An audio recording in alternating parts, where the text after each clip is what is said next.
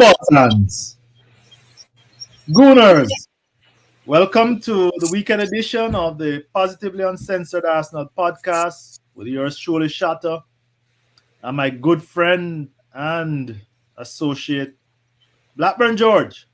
How are you doing? All right. I'm subdued because I have had a multiple of errors in getting George and others together. And all this time and this daylight saving and springing forward and springing back, I have screwed up the time. And I'm getting no sympathy from George, who's very meticulous. Right, George? Shotta, we have a saying in this part of the world, you couldn't organise a piss up in a brewery. I know. I'm the Aubameyang of podcasters. George, we were supposed to have some other people who got pissed off because of this brewery. They just fucked off. They had enough. They had enough. And I want to apologize to them first. He has that pissed off. He's driving back to Ukraine. Is he? And we had Biso. Biso's jumped in the Atlantic. Yes. Seeps couldn't make it. Millsy couldn't be bothered. But you know, guys, audience, this is the little podcast and YouTube that really tries to be honest and objective. And one of the things we need to admit is that Arsenal has improved.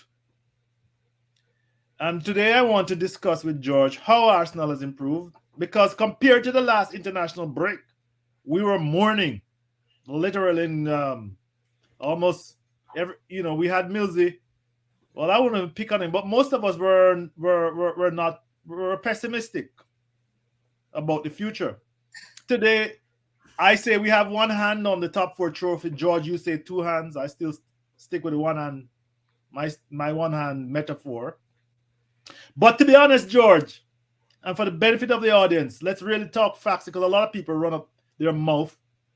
Since he dropped Aubameyang, that is Arteta, he, and I'm going to look down and tell you, because I looked it up prior to this. We have played 13 games, won 10, drawn 1, lost 2, scored 26 goals, 9 against, with a goal difference of 17. And out of 39 points, George, we have hauled in 31 points. That's a measure of the success of Arsenal and the manager. Let's be clear. What date was that? This date that he was dropped was December 11th game against Southampton. The week he came in, the Monday or the Tuesday late, and they started making the rounds that he was not going to be playing, and he was dropped and then subsequently sold. George, by any stretch, those figures are impressive. Your thoughts on that? Absolutely. Fantastic. What date do you say? The 11th of December? December 11th, George. We've won the trophy for most points between December the 11th and March the 27th. Hey, what about that? That's right. We'll be putting that in the trophy cabinet at the end of the season. Well, we have improved, obviously. But the simplistic thing to say would be that it's because he dropped Aubameyang. It just can't be that simple. I mean, you could equally say it's since Xhaka came back from his injury and his suspensions. Right. Well, Xhaka came back just in January because he was supposed to be out for months. I don't have an exact date, but he was suspended in the Carabao Cup and didn't play against Burnley, George. But on the February 10th, because I know you would ask me this question, But I know that the audience wanted to know the question. But he came back on February 10th against Wolves away, the game we won 1-0. But the game before against Burnley, it was a 0-0, and they nearly scored in the death, if you remember. But yes, George. So Obama, and when So the time go ahead. you could say it's that. All right. I tell you what else you could say if you were being unkind. Things have picked up since we stopped playing Smith Rowe, or things have picked up since we started playing Martinelli, or things have picked up since the Emperor got injured. Yes, the Emperor got injured. You The can Emperor make got injured around the time Xhaka came back, by the way. You can make any sort of leap that you want, and for your opinion. Yes. But the only thing we do know is the points return is good, and we're playing better football. Now, why that is open to big debate. And you could also say, if you're being unkind, it's because we had fuck all the competition to be in since December. Yes, sir. One competition since then. We came out of Carabao Cup. You could say that's the reason. Mm-hmm. Maybe that is it. Maybe it's dropping Aubameyang. Maybe it's the fact that Xhaka came back from injury. Maybe it's the fact that Partey's got better and Xhaka and him have formed a partnership and we play better. Maybe it's because Odegaard is playing better in the second half of the season than he did in the year before. Maybe it's all of those things or none of those things.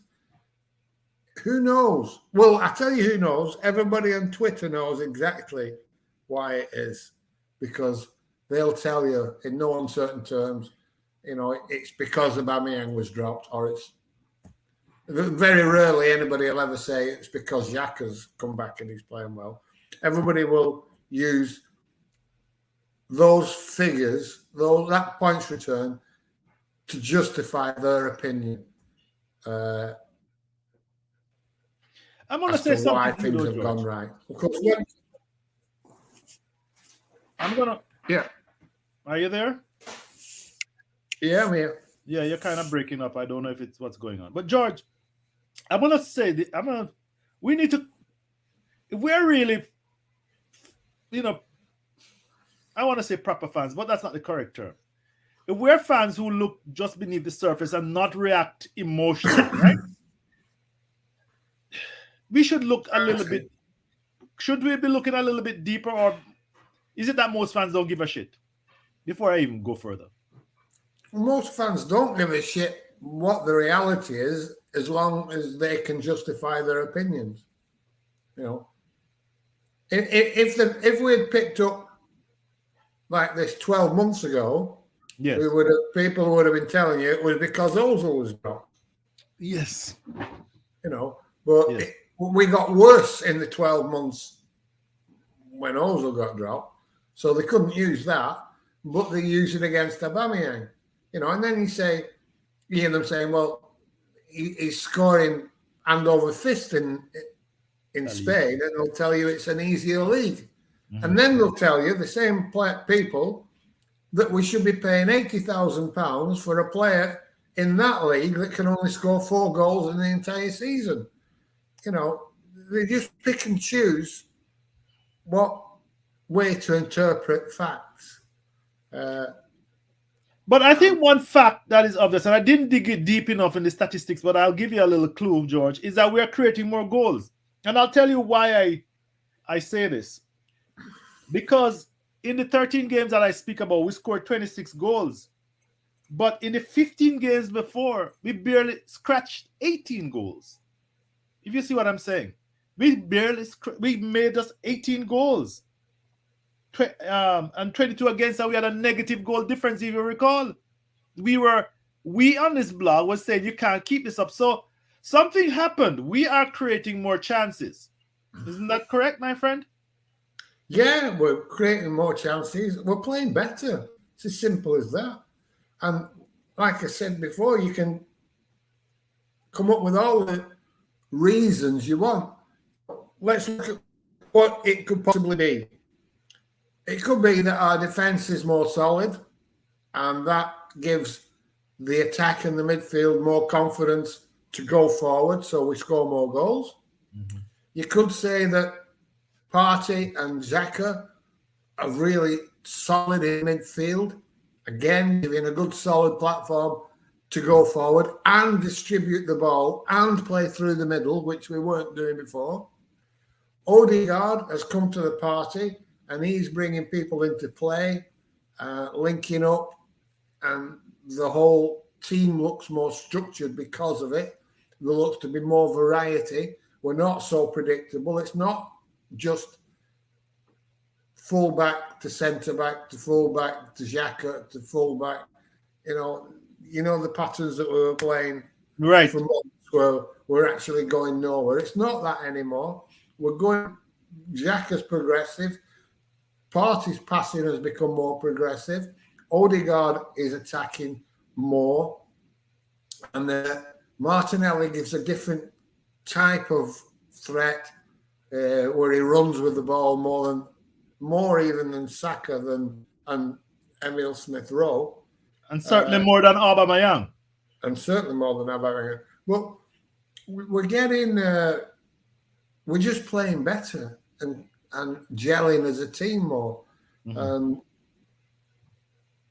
We should, because it was awful before. And are we sort of eating stale bread and celebrating that at least we've got a meal? I don't know.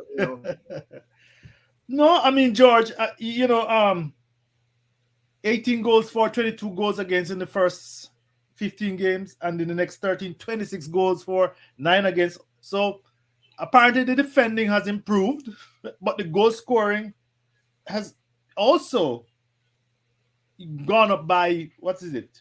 It's not about 2/3 in terms of ratio, right? So Yeah. we are doing something. We are locking down, and in that regard, we have to give Ramsdale credit because he has faced he's made a lot of big saves during that period. I remember against Burnley, there was a guy who was on a 0-0 draw. One of their players nearly scored in the 90th minute. It was a fantastic save he had to make to keep him out. I mean, there are instances like this if you think about it, and I don't have a photographic memory of all the games, but we have clamped down in defense as well, just to support the point you made. But I think, well, I'm favoring what you said, that it's the improvement in creating goals that has held us in good stead. Yeah, and if I had to pinpoint it, I would say it's the midfield's ability to hold the ball and move the ball through the middle of the park, creating doubt to whether the ball is going to continue going through the middle or be spread out wide. Mm-hmm. We've now got options, and it's not as easy to defend when the ball could be either going out wide, being whipped in, being dribbled in, being put through the centre, and runners beyond. We're just playing better as a team. But I put it down to the midfield being able to control the game more. And that's where I've seen the improvement. Thomas Partey, Xhaka and Odegaard are acting as a unit, and it's a very effective unit. I said this the other day, remember, when we were playing Liverpool? Yeah. I said I thought it was a better midfield than Liverpool's. It turned out that they weren't able to win us the game, but they didn't get overrun at all in midfield, not at all. I want to go back a little bit before that, George. You and I commented and did a podcast on Arsenal and Manchester City where we lost 1-2, and we said that was the performance, or words where it was magnificent.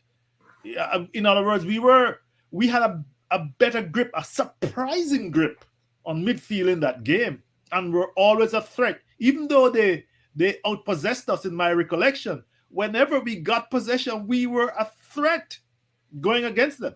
Think about that game. Well, we were until it's ending off, yeah. Yes, I know that.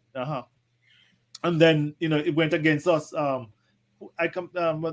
referee's name who eludes me at that minute. Just a real asshole. George, um, I think though when you talk about being able to the midfield being far more assertive from back to front, you can't leave out Mr. Lacazette out of this because he's been No, playing as a false nine at George. He's almost when we're out of possession, he's in our final third most of the time. I mean, that's what to me something that he does that Aubameyang doesn't. And I'm not picking on Auba. And Auba is a different type of striker. But in the way we are playing, you got to give Mr. Lacazette credit.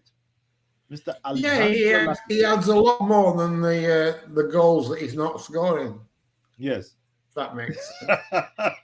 Damn my friend, praise George. Go ahead. Yeah, but you also have to accept. I mean, if you look at Liverpool, Yes. Firmino doesn't score a lot of goals. He doesn't. But the job he does is very similar to that Lacazette is doing now. Yes. And for the last 4 or 5 years, he's been absolutely key to their game. Right? Right. So Ever since Klopp came there, George, and even before. yeah, you don't have to bang them in right, left, and centre. And you won't bang them in right, left, and centre if you're playing that false nine role and helping back into midfield. Right. And that's what Lacazette's doing. But we still have the goal threat because the two young lads, whichever two it is, on the wings, or not actually wings, but the wide forward positions, they're effective and creating and scoring goals themselves.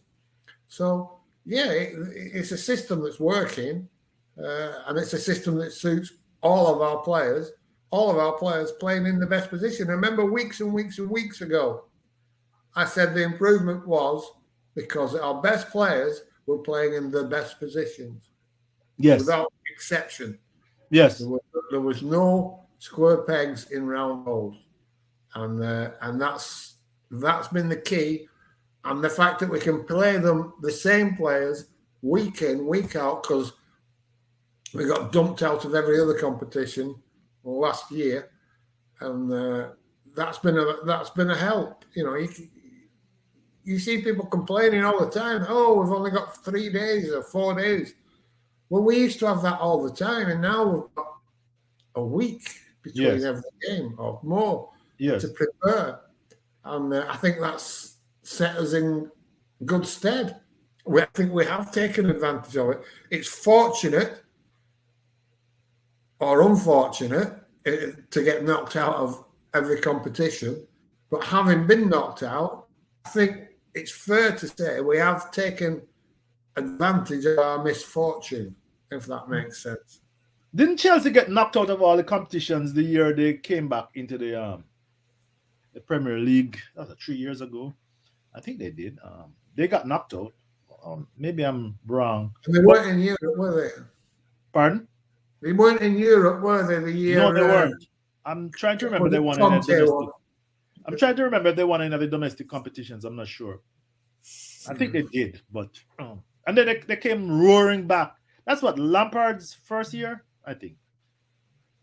Roaring back into the Premier League, into the Champions League top spots. I think it was the first year Lampard got in there. I think that was the first year of COVID. Guys, if you're in the chat, just remind me a bit, but that's my recollection. George, of all, let me back up a second. The only thing I'd like to highlight is the moaning, the groaning that without Aubameyang we were going to hell in a handbasket. And it hasn't turned out that way. And I'm reminded that we need to have a perspective. Go ahead. No, it hasn't. You're right. But he's no great loss, and I think that it suited both parties that he goes, gets off the wage bill, because I don't think he was playing badly. I think the team just wasn't set up to cater for his strengths. Right. And it never was going to be.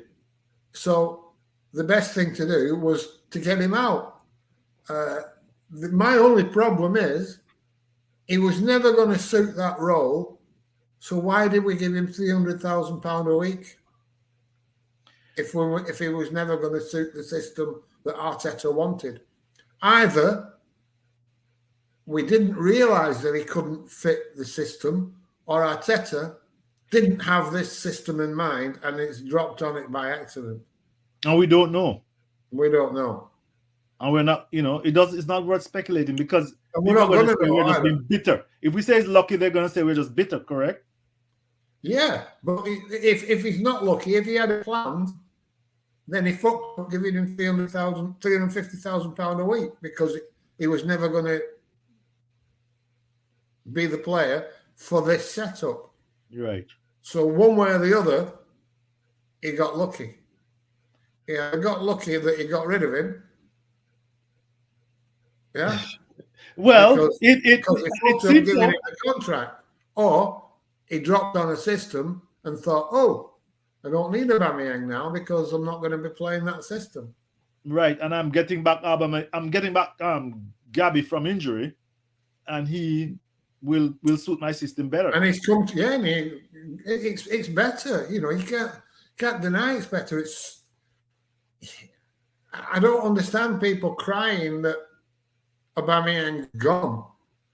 He wasn't playing well because the system didn't suit him. The system was never going to suit him. So why keep him? It would have made no sense to keep him. Especially walking around with fucking Batman hats on and coming to training 2 days late and fucking getting tattoos in Monaco when he should be fucking at Colney. Well, it was the best for everybody.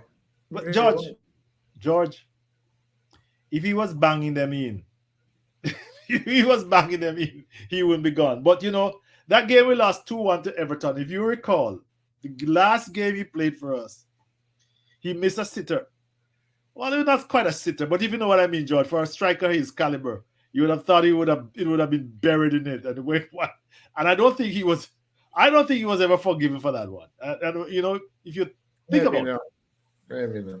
Maybe he had quite a few and missed before, but that one I remember. Because when I look back, I said the last game he played, we lost 2-1 to Everton. And George, the irony is that Everton just went downhill all the way since then and had to fire Benitez. I don't know if you recall that. But, that's the nature of football. George, of all the parties we have spoken to about,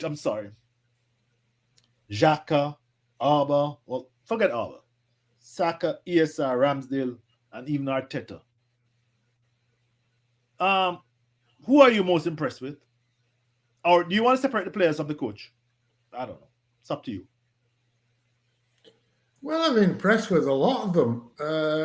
I think Ben White and Gabriel have done okay.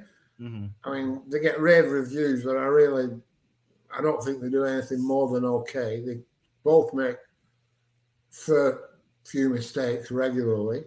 Yes. I think Cedric's been good. Given yes. Given that he was supposed to be so terrible. And so... I'd be surprised if the Emperor walked straight back into the team.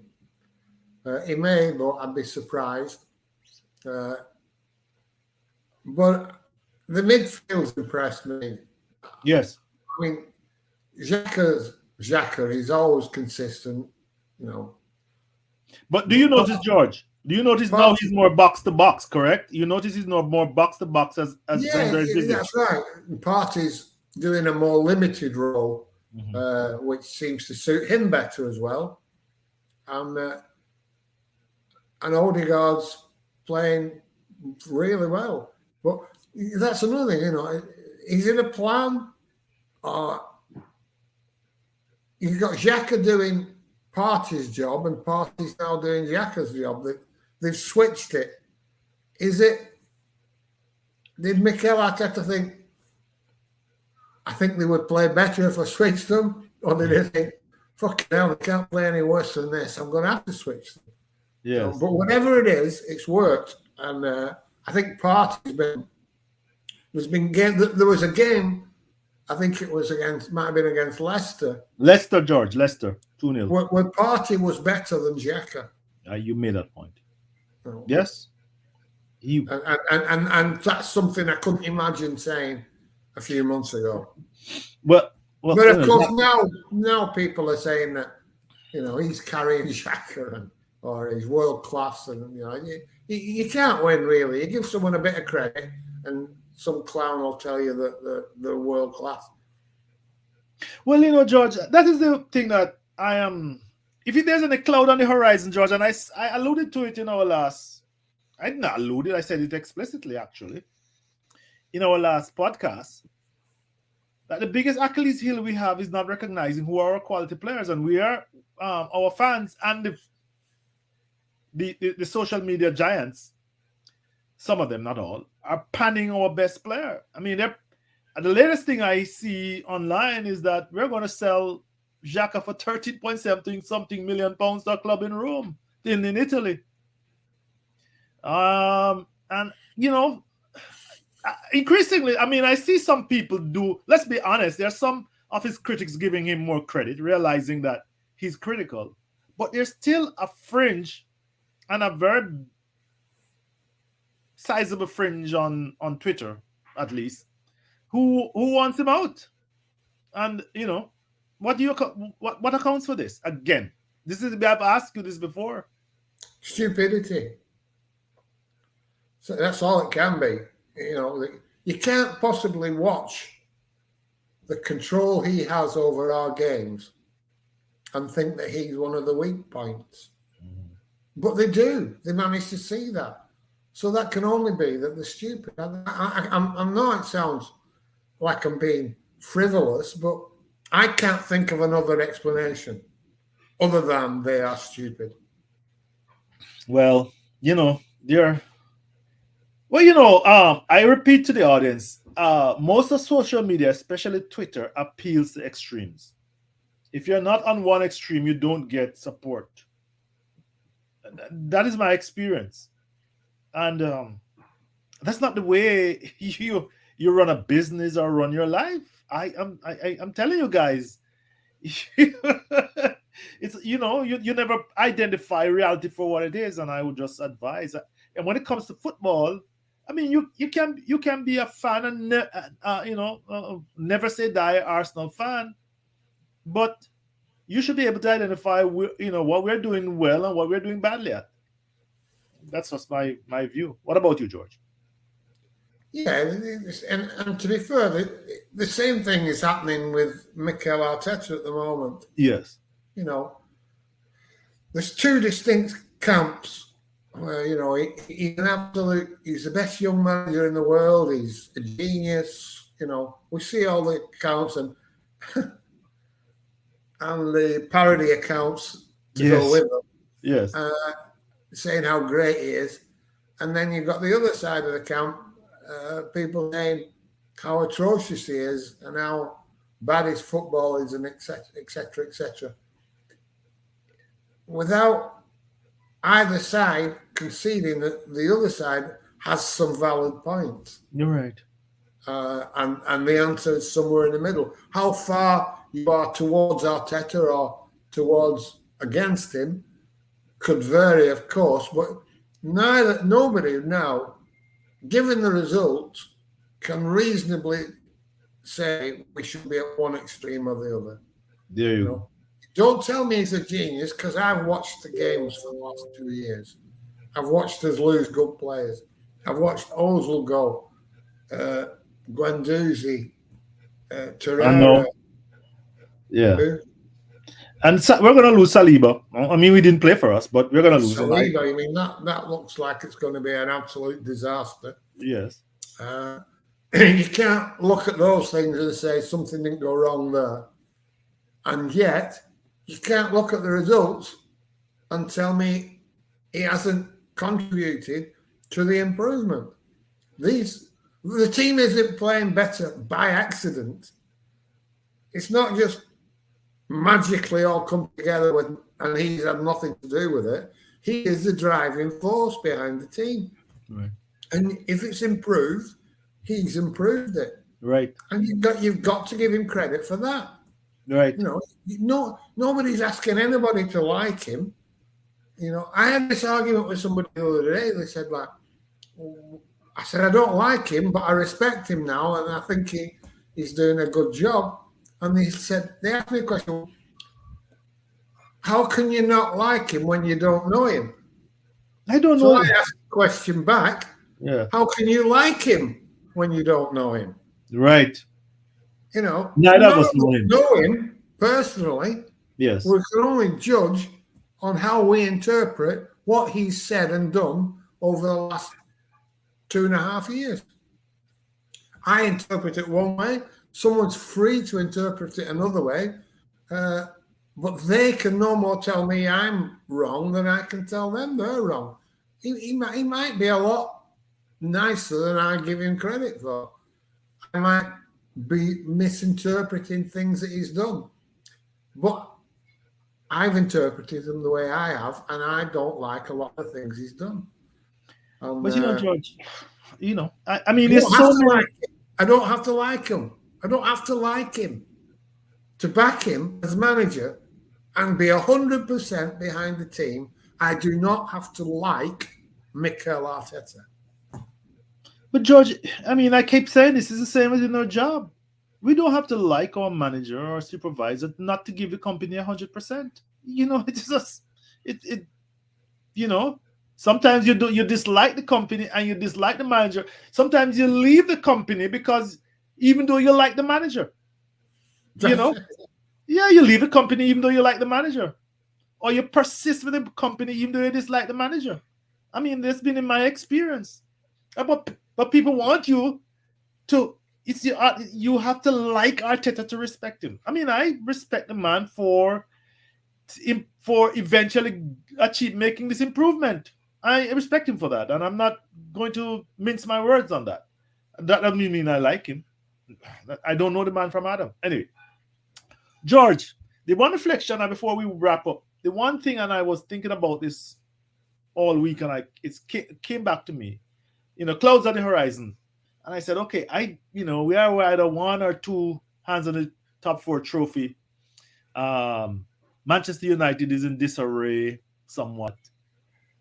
West Ham is falling like a stone, definitely. And something you said long ago, George, long ago before this improvement, you said you didn't see West Ham being able to sustain this. I want people to be aware you said this a long time ago.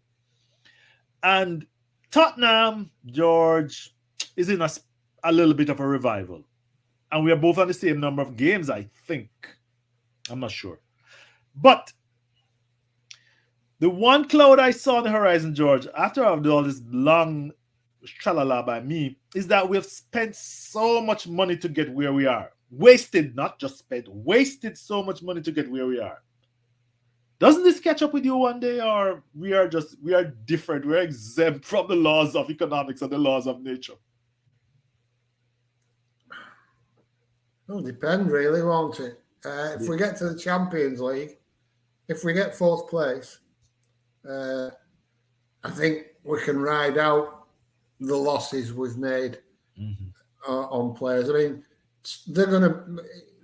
Guendouzi is going to get sold for £8 million in the summer. £8 million. But he's a George. He's 30 or 40 million pound player. He's what? To me, he's a £40 million player. He's a £40 million player in anybody's money now. Right. And he's going for 8. And that's just my back of the envelope guess. I didn't go and look at transfermarket.com. That's just my back of the envelope. £40 million. Well, on transfer market, it was valued at I think it was 50 million when Arteta came in. Yeah. And he's a far better player now than he was 2 years ago. Right. So, but not to be too revisionist over Guendouzi, because he wasn't You know, we're not Patrick Vieira, was he? You know, No, it was. We used to criticize him, George. yeah, But yeah, people go up and find our old videos. We used to criticize him. Go ahead. yeah. But it's still a loss. You know, if you're selling somebody worth 40 million for 8 million, Jesus, that's a mistake. You know, right. That's 32 million you can't spend on somebody else. It's called opportunity cost. And Torreira's going to go for next to nothing. Saliba, goodness only knows what. I mean, it doesn't bear thinking about really, because he looks like he could be an absolute monster. A Rolls Royce, yes. He does. But things happen, shit happens, you know. Maybe he wasn't ready 2 years ago, a year ago. But that's 3 years now. We've signed him for 5 years. He's been out on loan for 3. At the end of next season, he'll only have 1 year left on his contract. So we'll either have to sell him this summer or next summer or get him to extend. I can't see any circumstances which he's going to extend. So he'll have to be sold. Yeah, and if he has to be sold, his value will be lower because he has to be sold. They're not coming taking him. We're trying to sell him away. There's a big difference between someone knocking on your house telling you you want to buy the house or you shouting down the street, will anybody buy my house? You know? Yes. So anyway, we've lost lots of money, but I think if we get back in the Champions League, commercial revenues should be better. Obviously, TV revenue will go up again. Ticket sales, everything will be hunky-dory for a while if we get back in the Champions League. Well, George, I'm just want to alert fans. There, what's the terminology?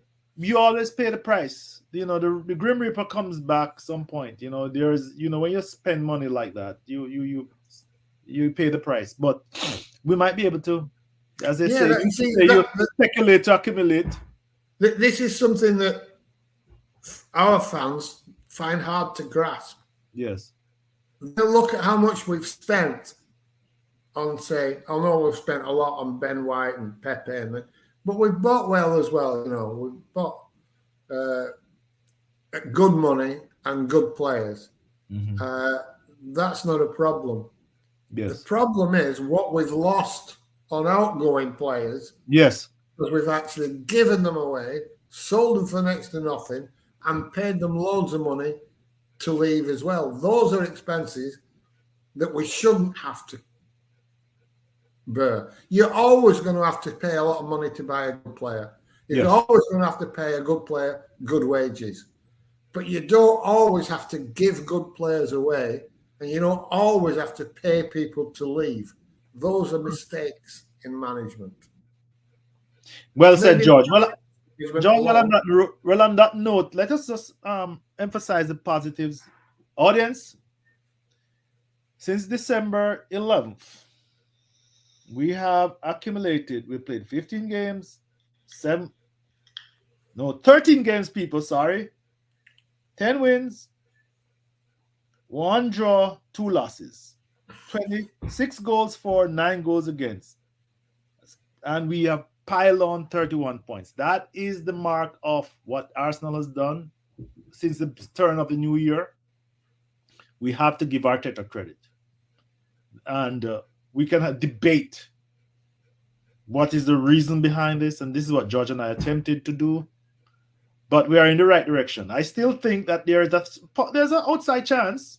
And we must always give it that Tottenham might pip us, Manchester United on the outside, but I think we have one hand on the trophy. George, you think we have 2? We should have 2.